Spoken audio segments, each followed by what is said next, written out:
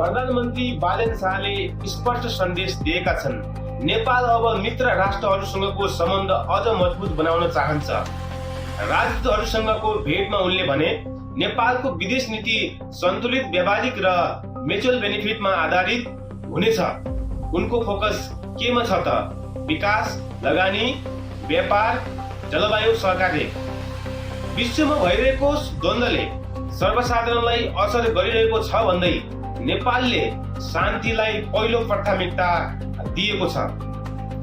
साथै उनले जोड दिए, नयाँ सरकार आयो भन्दैमा नीति बदलिँदैन, स्थायित्व र प्रेडिक्टेबल पोलिसी नै नेपालको लक्ष्य हो। अनि अर्को ठुलो कुरा, विदेशमा रहेका नेपालीहरूको सुरक्षा पनि सरकारको टप प्रायोरिटीमा छ।